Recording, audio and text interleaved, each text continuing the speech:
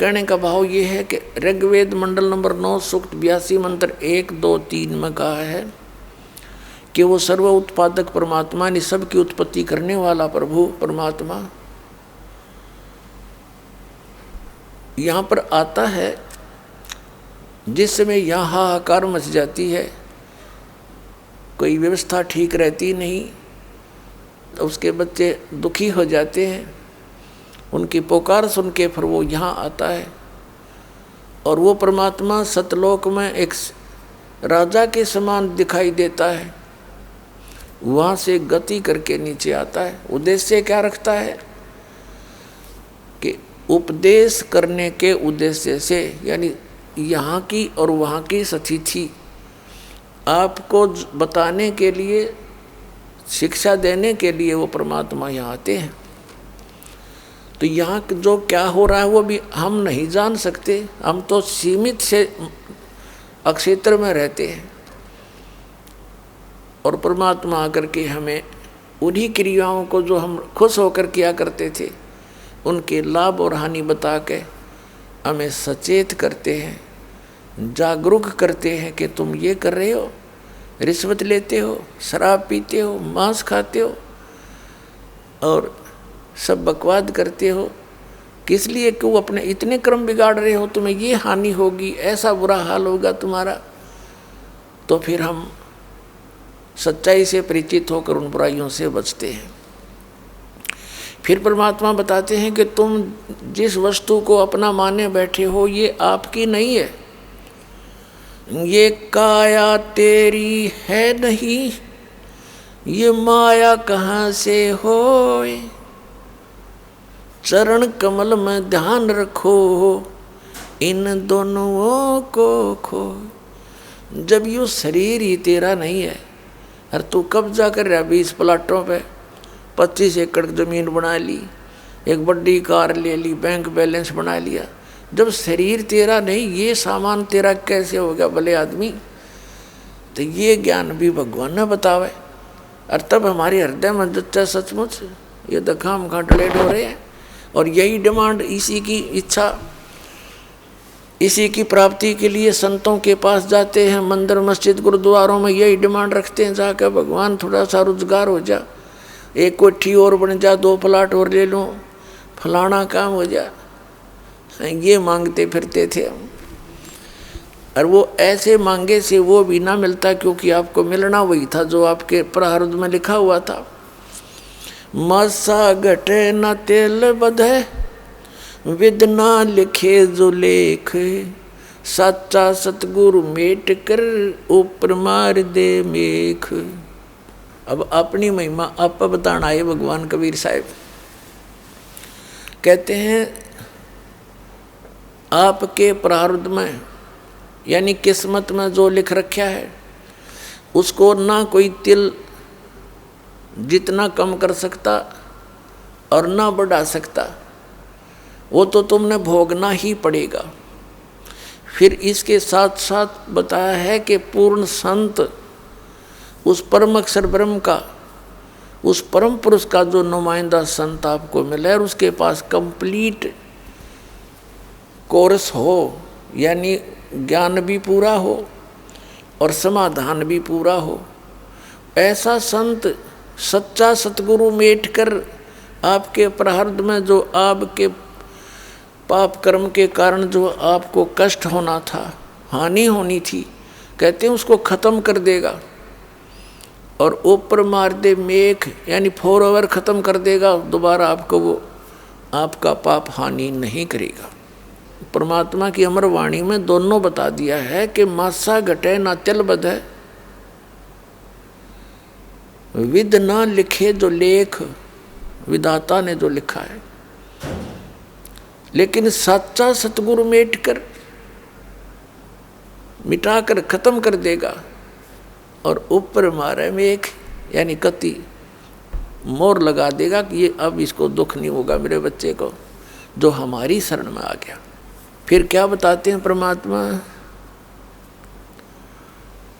के कर्म भरम ब्रह्मंड के पल में करहूँ नेस, जिन हमरी दुहाई दी सो करो हमारे पेश। धर्मराज दरबार में यहाँ का जो न्यायाधीश है, चीफ जस्टिस है इस काल भगवान का, उसके दरबार में कबीर परमेश्वर ने जाकर उसको डांट लगाई कि धर्मराय दरबार में देई कबीर तलाक, मेरे भूले चूके हंस को भी तू पकड़िए मत कजाक। बोले पुरुष कबीर से वो धर्मराज कर जोड़, और तेरे हंस न पकड़ो नहीं मन 2 ही लाख करोड़।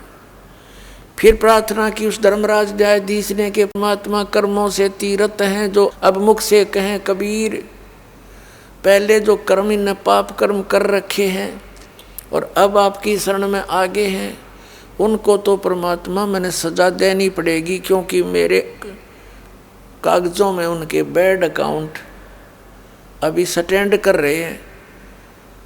और यहाँ का नियम है जैसे कर्म कोई करेगा भगवान दोनों भोगने पड़ेंगे, मैंने देना पड़ेगा उनको दंड, मेरे लिए क्या आदेश है। परमात्मा कहते हैं कर्म ब्रह्म ब्रह्मांड के, तुमने यहाँ इनको मिसगाइड करके गलत कर्म करवा रखे हैं, इनके पापों के ढेर लगवा रखे हैं, झूठे गुरु भेज के तुमने नाश करवा रखा है।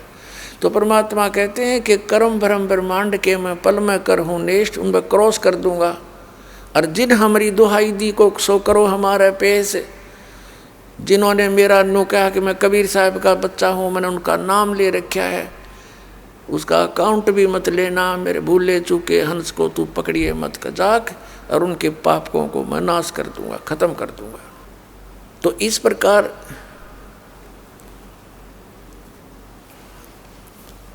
परमात्मा की शरण में आने से हमें दोनों लाभ होंगे। जब तक आप यहाँ रहोगे सुख का सांस लोगे,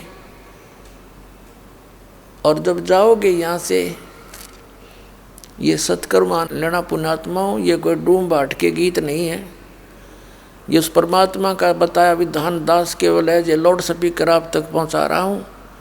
कबीर परमात्मा ने स्वयं आकर अपनी महिमा बताई है, इसमें जरा सी भी मीन मेख नहीं मिलेगी आपको, उसको कोई चैलेंज नहीं कर सकता। दूसरा वचन बोल गया दाता, और वही मैं आपके तक पहुंचा रहा हूं। उस कबीर परमेश्वर ने कहा है, आए हैं सो जावेंगे, ये सब राजा रंग फकीर, एक तो सिंहासन पर चढ़ कर जा एक बंधे जात जंजीर।